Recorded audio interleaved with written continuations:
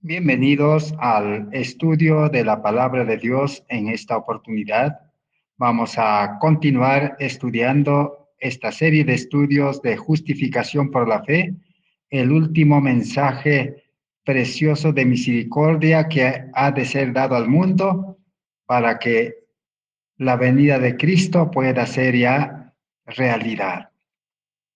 Esta obra de predicar este evangelio de salvación debe hacerse con el poder del Espíritu Santo y con una obra poderosa que conmoverá el mundo para invitar a los sinceros a la cruz de Cristo. En esta oportunidad vamos a seguir estudiando la conversión. Estamos en la parte principal, la entrega. La parte del ser humano es ejercer esa fe, esa confianza y entregar su vida con todo lo que tiene para que Cristo pueda realizar la justificación del pecador. En esta oportunidad entonces vamos a brevemente buscar en la Biblia qué nos dice la Biblia acerca de la muerte del yo, de la muerte del egoísmo, de la muerte del hombre natural, el hombre carnal o el hombre animal, como dice Pablo, o de la mente carnal o del ser humano con naturaleza pecaminosa. Este hombre natural, el hombre viejo, como dice la Biblia, debe ser crucificado. Hoy en día necesitamos estudiar todos los escritos del apóstol Pablo. En 1 Corintios capítulo 2, el verso 1 y 2, Pablo, el apóstol de la fe, nos dice: así que, hermanos, cuando fui a vosotros para anunciaros el testimonio de Dios, no fui con excelencia de palabras o de sabiduría, pues me propuse no saber entre vosotros cosa alguna, sino a Jesucristo, a este crucificado. Así que el apóstol Pablo se propuso, dice, a no saber nada, a no enseñar nada, sino solamente a Jesucristo crucificado. Este es el mensaje central del cristianismo. Es el mensaje de salvación, el punto de partida. Ese es el cimiento, la base del plan de salvación, la cruz de Cristo.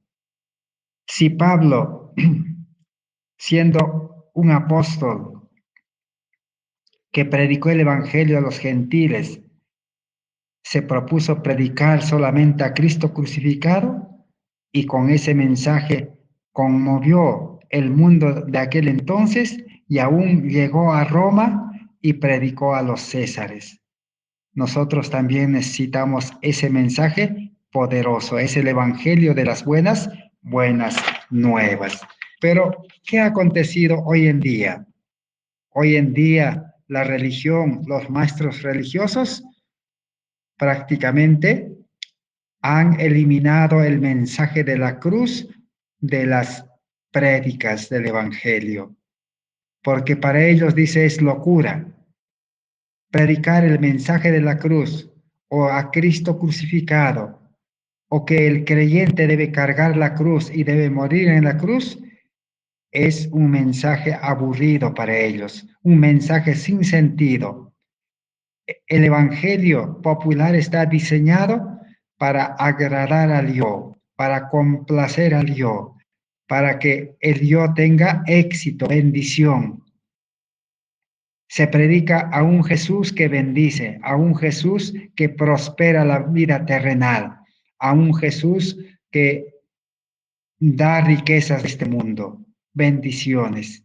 Así que ese evangelio está diseñado más bien a exaltar el yo, a levantar el egoísmo, a que el hombre egoísta sea religioso y pueda prácticamente perder su salvación. Así que la cruz hoy en día es ignorado. Y todos aquellos, dice, que no hablan de la cruz de Cristo, en Filipenses 3:18, son enemigos de Cristo. Nosotros hemos llegado a ese punto, porque justificación por la fe no existe sin la cruz de Cristo. No podemos aceptar solamente a Cristo, pero sin la cruz. Cristo fue crucificado para poder salvar a todo este mundo. San Juan 3:16 nos dice, de tal manera amó Dios al mundo que ha dado a su Hijo unigénito para que muriera en la cruz y para que todo aquel que en él cree no se pierda, mas tenga vida eterna. Para los religiosos de este tiempo, entonces, el apóstol Pablo dice de que la cruz es tropezadero, la cruz es una locura, la cruz es un escándalo, la cruz es necedad. Todo eso podemos encontrar en 1 Corintios 1:23, Gálatas 5:11. Pero nosotros sabemos que Cristo en la cruz venció al pecado. Cristo en la cruz venció a Satanás. Para Satanás, entonces, la cruz, ¿qué significa? Significa su muerte, significa su condenación, significa su derrota. Pero Satanás se ha ocupado en borrar el conocimiento y el significado de la cruz en el mundo cristiano. El mundo religioso conoce muy poco o no conoce nada acerca del Evangelio de la cruz. Si nosotros leemos en el libro de Colosenses, capítulo 2, el versículo 14 o 15, dice, Cristo despojando a los principados y a las potestades, los exhibió públicamente, triunfando sobre ellos en la cruz. Así que Jesús triunfó en la cruz sobre el enemigo, sobre Satanás.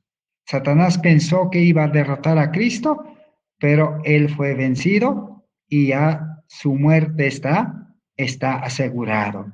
Su derrota ya está consumado.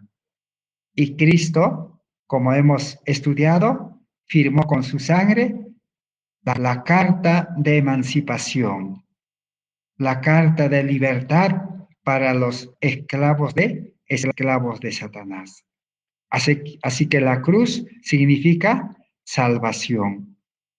La cruz significa victoria sobre el pecado y victoria sobre el enemigo.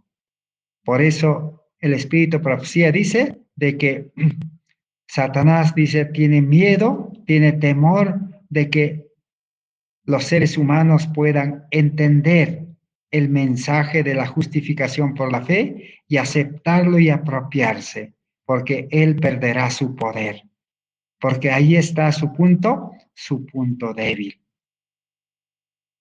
Por eso nosotros necesitamos aprender del apóstol Pablo. En 1 Corintios capítulo 1, el verso 17 y 18, el apóstol Pablo dice, pues no me envió Cristo a bautizar, sino a predicar el evangelio, no con sabiduría de palabras, para que no se haga vana la cruz de Cristo. Si nosotros solamente predicamos con la sabiduría humana, terrenal, solamente la teoría, entonces hacemos vana la muerte de Cristo en la cruz. Porque Cristo murió en la cruz, dice, para que el ser humano que cree y acepta y se entrega pueda dejar de pecar, pueda cesar de pecar. Porque Cristo vino a salvar a su pueblo de sus pecados. El que aceptó a Cristo crucificado, su vida prácticamente será una vida de obediencia y una vida de justicia, una vida sin pecar. El creyente en Cristo entonces puede vivir una vida sin pecar como Cristo vivió sin pecar en este mundo. Eso significa la cruz de Cristo. El verso 18. Porque la palabra de la cruz es locura a los que se pierden, pero a los que se salvan, esto es, a nosotros, es poder de Dios para salvación. Así que la palabra de la cruz es locura. ¿Por qué es locura? Vamos a detallar. Hemos dicho de que la prédica de la cruz es tropezadero, es locura, es escándalo y necedad. Es tropezadero, dice, para los judíos y religiosos, ¿por qué?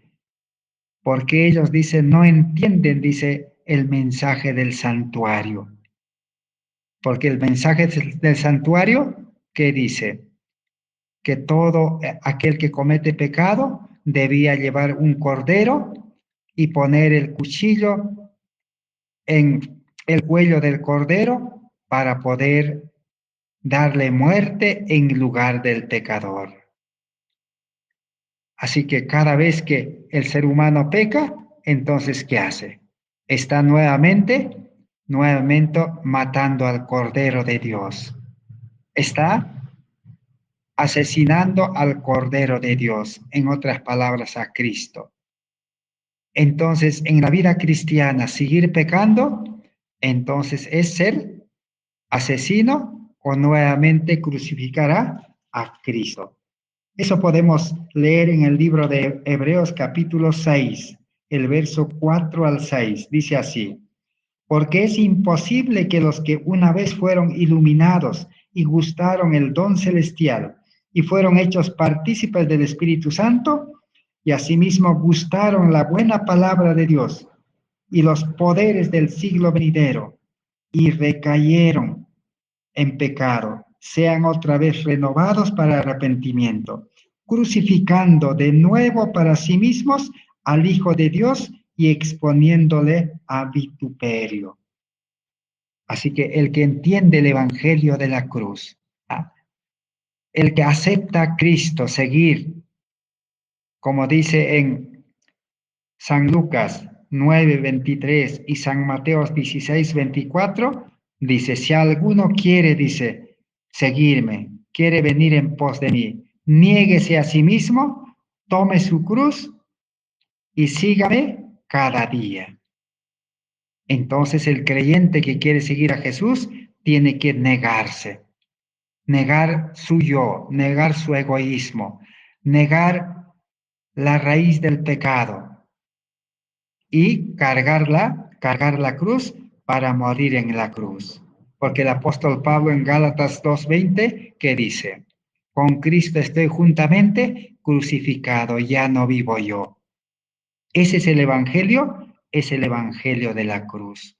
Para los judíos y los religiosos es tropezadero porque los religiosos quieren seguir viviendo una vida de pecado, quieren seguir transgrediendo la ley de Dios, quieren seguir manchando su vida.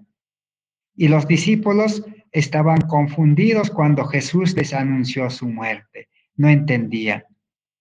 Y para ellos también fue tropezadero la muerte de Cristo, porque ellos se escandalizaron cuando Jesús fue apresado y fue llevado al monte Calvario a morir. En el estudio anterior hablamos de que hay 3 clases de muerte en la cruz, lo cual nosotros necesitamos seguir ese ejemplo. Para otros dice, la prédica de la cruz es locura. especialmente para los gentiles, para los paganos, para los ateos y para los incrédulos. El pueblo de Israel era incrédulo y no ingresó a la tierra de Canaán. Hoy en día también el mundo religioso es incrédulo. Y la palabra de la cruz, el evangelio de la cruz, el mensaje de la cruz de Cristo es locura. ¿Por qué es locura? Porque el evangelio de la cruz significa renuncia a la carne, renuncia al mundo, renuncia al yo, renuncia a todos los bienes de este mundo. Entonces, solamente aquellas personas o creyentes que toman esa decisión serán tildados de locos. ¿Ah?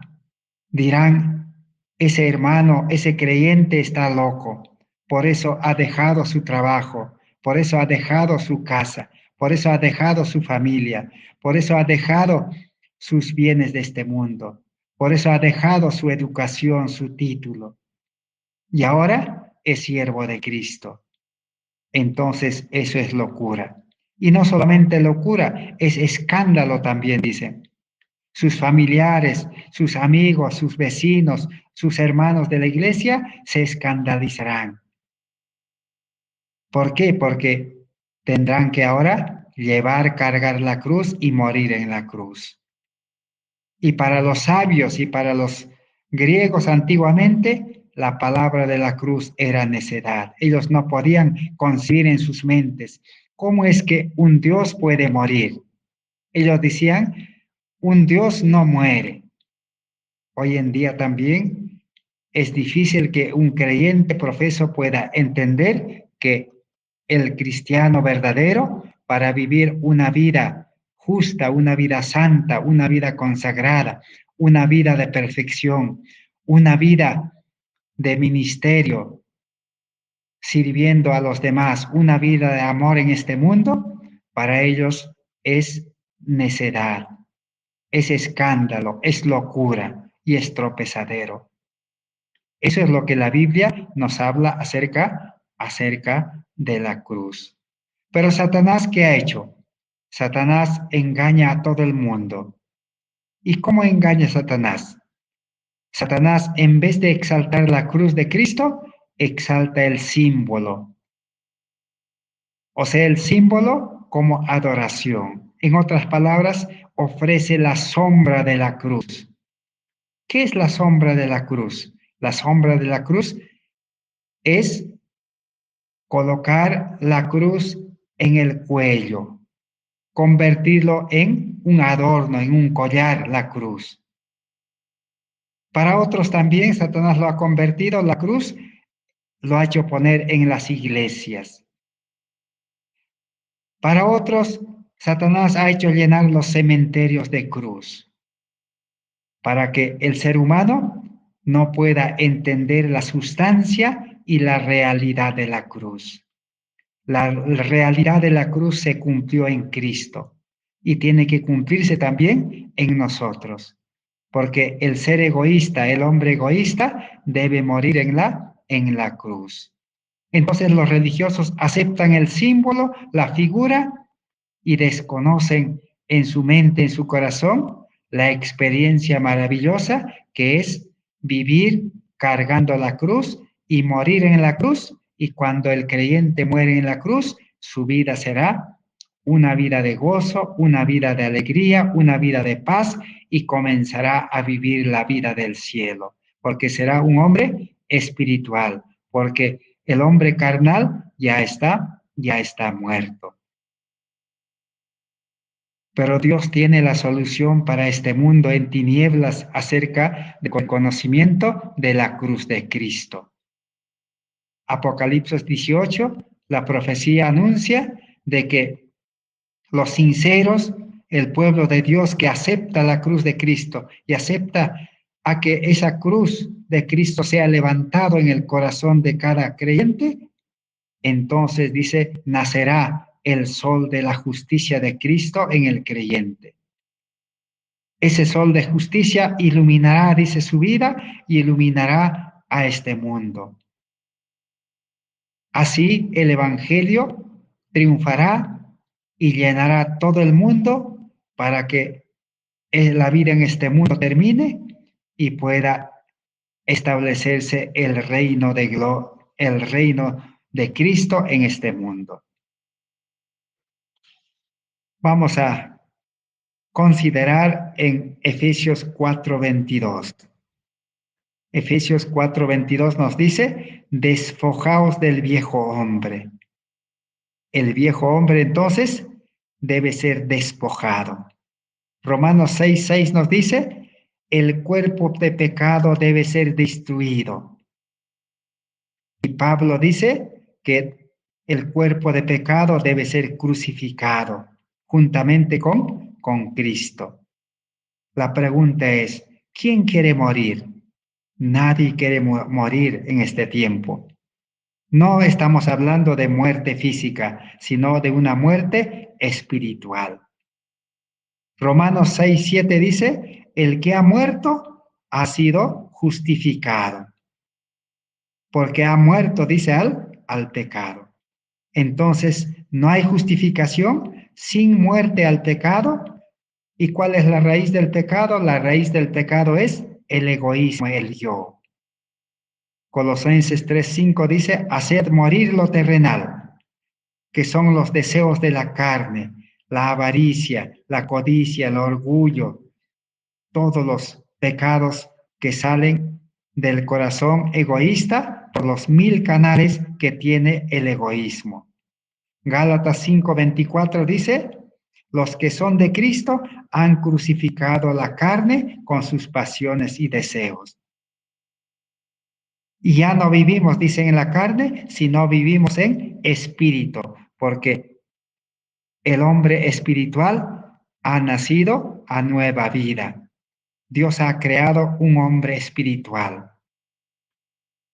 En 1 Corintios capítulo 10, el verso 3 dice, aunque andamos en la carne, pero no militamos en la carne, porque la carne está muerto. Gálatas 6:14 dice, yo estoy crucificado al mundo, dice Pablo. Y Jesús también habló de la muerte. En San Juan 12:24 Jesús dijo, si el grano no cae, dice, al suelo y no muere, entonces no va a dar una nueva vida y no va a haber fruto. Los frutos del Espíritu, los frutos del Espíritu Santo. Entonces, ¿qué es el pecado?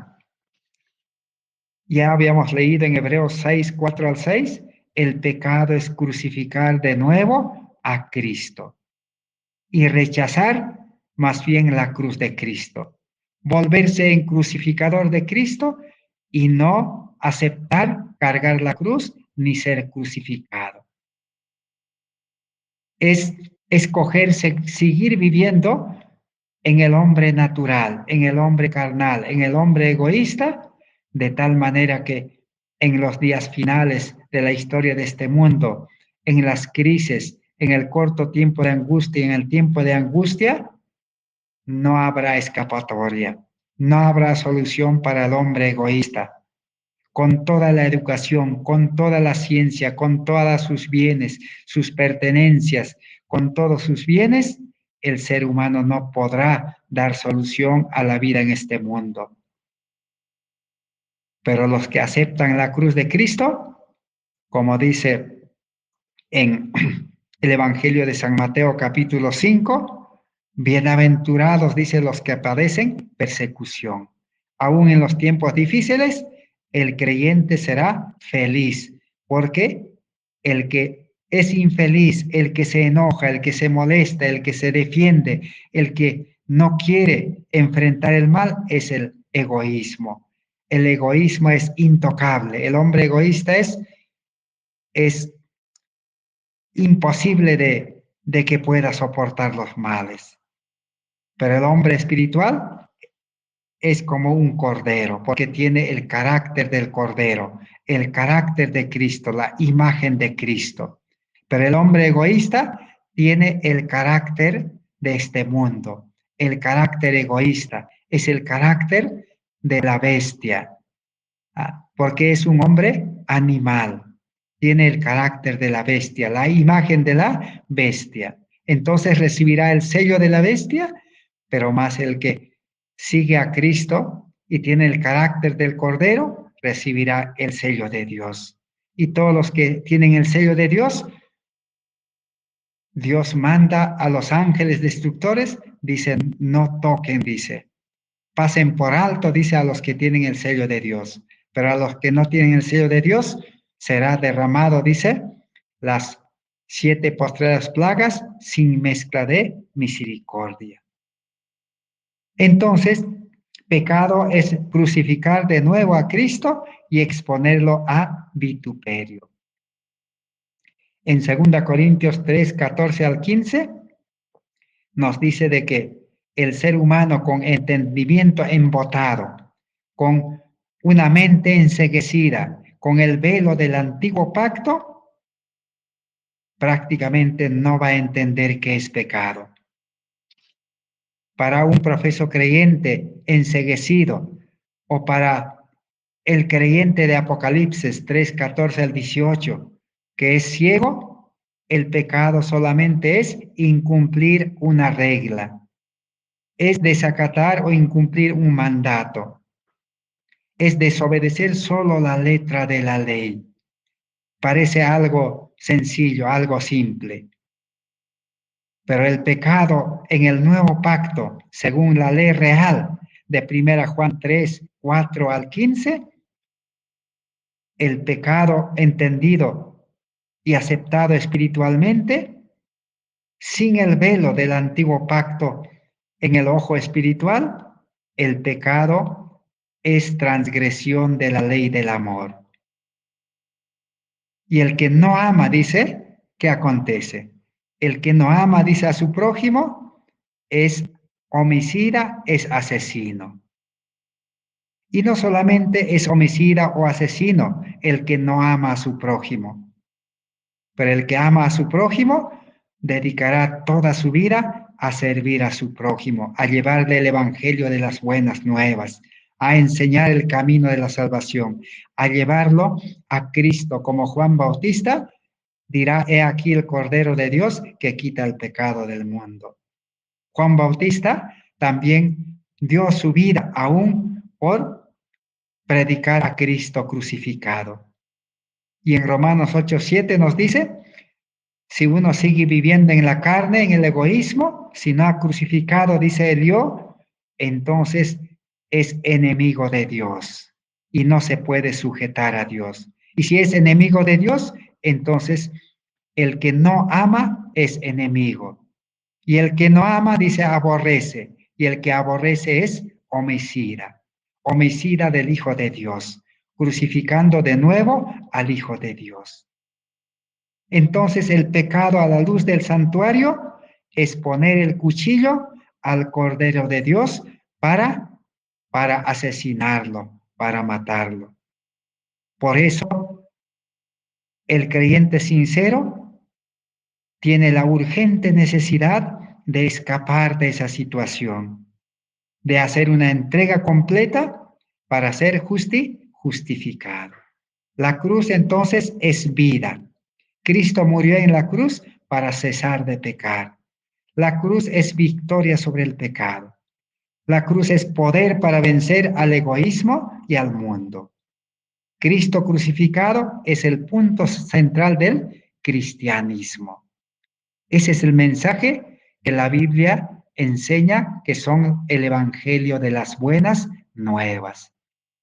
Pero el evangelio de la mala noticia es de que los religiosos no quieren predicar este evangelio, porque es el mensaje difícil de predicar y es el mensaje difícil de practicar.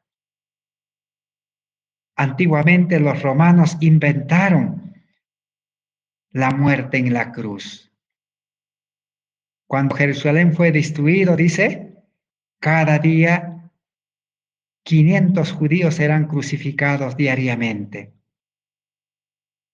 También cuando Nerón incendió Roma, los cristianos también fueron crucificados en Roma. Así que la cruz fue inventado por los romanos. Y Pablo utilizó esa figura para ilustrar la vida cristiana. Pero Cristo utiliza el yugo.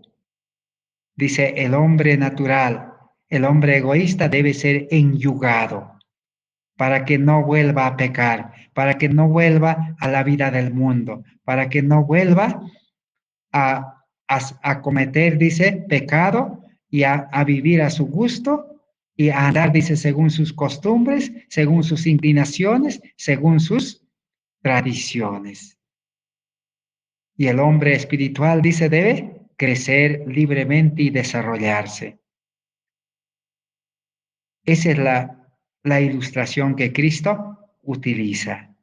También la Biblia utiliza que el Espíritu Santo es dado, dice, para poner freno al hombre egoísta. Hay muchas formas de entender la palabra de Dios.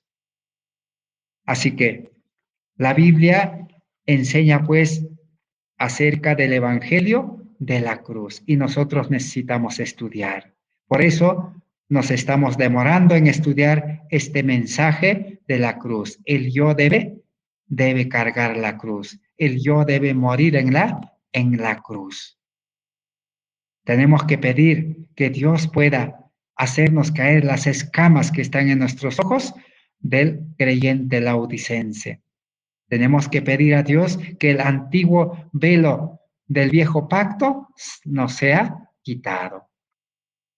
Entonces ahora vamos a ingresar a responder a algunas preguntas acerca de la justificación. Habíamos mencionado en el estudio anterior de que durante esta semana que pasó, los hermanos de la Unión Colombiana han patrocinado, han auspiciado el estudio del mensaje de la justificación en una semana. Y el día de ayer sábado terminaron. Y terminaron respondiendo 10 preguntas. Y nosotros vamos a aprovechar en esta oportunidad para los hermanos que no han tenido la oportunidad de escuchar esos mensajes de justificación por la fe. En una semana vamos a por lo menos noticiarles, por lo menos alcanzarles algún pedacito de ese mensaje. La primera pregunta que el día de ayer en la clausura presentaron es, ¿qué es justificación por la fe? Ese mensaje que nosotros estamos ingresando a estudiar.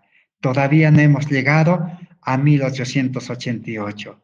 Estamos preparando nuestros corazones, nuestra mente, y estamos avanzando lentamente para poder llegar a disfrutar de ese mensaje que presentaron Alonso Tellones y Waggoner en 1888. Pero la hermana White también, en el Espíritu de Profecía, detalló ampliamente. Es el mismo mensaje. Y es el mismo mensaje que la Biblia presenta y el apóstol Pablo enseñó también. Entonces, ¿cuál es la respuesta que se dio durante toda la semana acerca de esta pregunta? ¿Qué es justificación por la fe? Justificación por la fe es el perdón completo del pecado del creyente y concederle, y Cristo le concede su propia justicia para que pueda presentarse delante de Dios vestido con la justicia de Cristo, como un ser santo, justo y bueno. Pero, ¿qué nos dice la Escritura? Vamos a leer en Fe y Obras 107, con las propias palabras que la hermana Joel lo define. Dice, cuando el pecador penitente, contrito delante de Dios, comprende el sacrificio de Cristo en su favor y acepta este sacrificio como su única esperanza en esta vida y en la vida futura, sus pecados son perdonados. Esto es justificación por la fe. Entonces, justificación por la fe, ¿qué cosa había sido? Aceptar el sacrificio de Cristo, la muerte en la cruz de Cristo en lugar nuestro. Y si nosotros aceptamos a ese Cristo crucificado, entonces dice, nuestros pecados son perdonados. Eso es justificación por la fe. En el mismo libro, el siguiente párrafo, 107, página, dice, el perdón y la justificación son una y la misma cosa. Mediante la fe, el creyente pasa de la posición de un rebelde a un hijo del pecado y de Satanás a la posición de un leal súbdito de Jesucristo. Así que justificación y perdón es la misma cosa, pero esto se hace mediante la fe. El ser humano, dice, rebelde, hijo del pecado y de Satanás, ahora cambia de posición. Ahora es hijo de Dios, es súbdito de Jesucristo. No en virtud de una bondad inherente, sino porque Cristo lo recibe como hijo por adopción. En el estudio anterior habíamos mencionado cómo es una adopción. Justificación, en otras palabras, quiere decir adopción. Nosotros que hemos nacido en este mundo como hijos del mundo, hijos del egoísmo, hijos de la ira, hijos de nuestro padre el diablo. Ahora, si aceptamos a Cristo, tenemos que renunciar a esa vida. Satanás nos ha criado en este mundo, nos ha hecho nacer en este mundo y nos ha dado todo en este mundo. Esa vida tenemos que renunciar. Así como un niño huérfano es adoptado, dijimos, por un rey, entonces tiene que dejar su vida de vagabundo.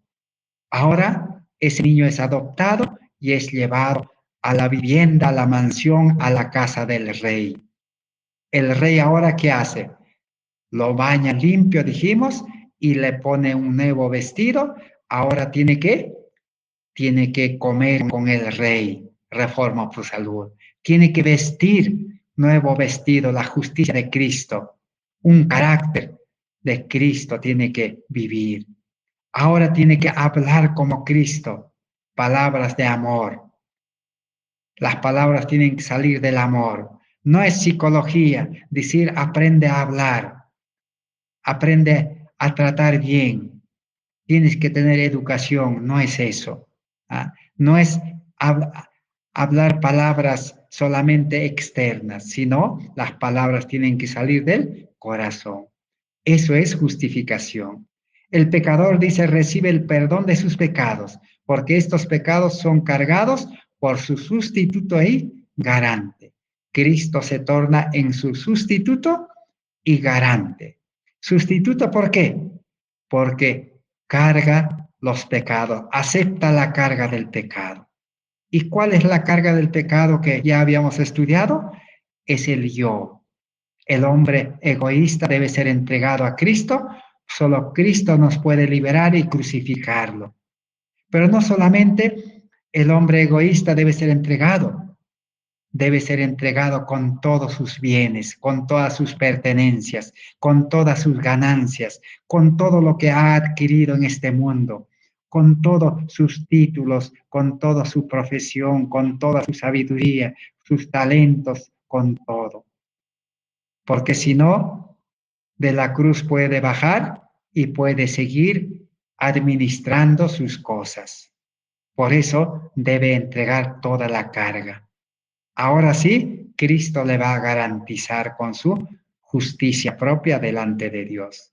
Y el Señor le dice a su Padre Celestial, este es mi Hijo, dice, Suspendo la sentencia de condenación de muerte que pesa sobre él, dándole mi póliza de seguro de vida, vida eterna, en virtud de que yo he tomado su lugar y he sufrido por sus pecados. Ciertamente Él es mi Hijo amado. De esa manera el hombre perdonado y cubierto con las hermosas vestiduras de la justicia de Cristo, comparece sin tacha delante de Dios. Recibe el carácter de Cristo en garantía. En Mensajes Selectos, tomo 1, 461, dice así: Cristo únicamente perdona al arrepentido, que es justificación. Pero primero hace que se arrepienta aquel a quien perdona. Y hemos estudiado también, arrepentimiento es reconocer que somos pecadores. Y que siendo pecadores nunca vamos a poder hacer una cosa buena, nunca vamos a poder obedecer, nunca vamos a poder cumplir la ley en ese estado. Y que estamos dispuestos a renunciar a esa vida y estamos dispuestos a no pecar más. Eso es arrepentimiento. Estar dispuestos, dice, a renunciar al yo. Si no, no es arrepentimiento. La provisión hecha es completa y la justicia eterna de Cristo es acreditada a cada alma creyente. Así que recibimos la justicia de Cristo, nos es acreditada en nuestra cuenta, porque nosotros no podemos dar nada a Dios, no tenemos nada bueno. Y todo lo bueno recibimos de Cristo. El manto costoso y inmaculado, tejido en el telar del cielo, ha sido provisto para el pecador arrepentido y creyente. Y él puede decir: en gran manera me gozaré en Jehová. Mi alma se alegrará en mi Dios, porque me vistió con vestiduras de salvación, me rodeó de mantos de justicia. Isaías 61, 10. Así que el creyente ahora recibe porque ha nacido a una vida de justicia, ha nacido a una vida espiritual. Y como dice Jesús, el grano ya está muerto, el hombre egoísta está muerto y dio a nacer a una vida nueva. Ahora tiene el carácter de Cristo. Ahora tiene que desarrollar ese carácter justo, ese carácter perfecto tiene que perfeccionar. Ahora está consagrado, es sacerdote. Es un templo viviente consagrado a Dios. En el mismo libro, el siguiente párrafo dice: se ha dispuesto gracia abundante para que el alma creyente pueda ser preservada del pecado. Ahora recibe la gracia de Dios y la gracia le va a preservar del pecado. Porque Romanos 6:14, que dice: el que está en el reino de la gracia, el pecado no se enseñoreará. El creyente ya no podrá pecar porque está en el reino de la gracia. La gracia es el don, es el regalo de Dios, es el poder de Dios en el creyente para que pueda conservarle a vivir sin pecado. Pues todo el cielo, dice, con sus recursos ilimitados, ha sido colocado a nuestra disposición. Hemos de extraer del pozo de la salvación. Cristo es el fin de la ley para justicia a todo el que cree. Así que Cristo es el fin de la ley, el fin de la maldición de la ley para justicia, porque ya el creyente es justo, es obediente, es cumplidor de la ley. Pero dice, somos pecadores por nosotros mismos, pero somos justos en Cristo. Eso es justificación. Justificación no quiere decir que ahora ya no es pecador. El hombre pecador sigue a su lado. Al mismo tiempo es pecador y al mismo tiempo es justo.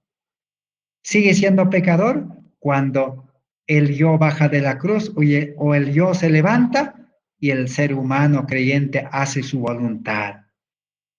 El ser humano sigue su inclinación o sigue con sus costumbres, con sus hábitos. Entonces ha perdido la justificación. Pero como dijimos, si el justo cae, puede levantarse también.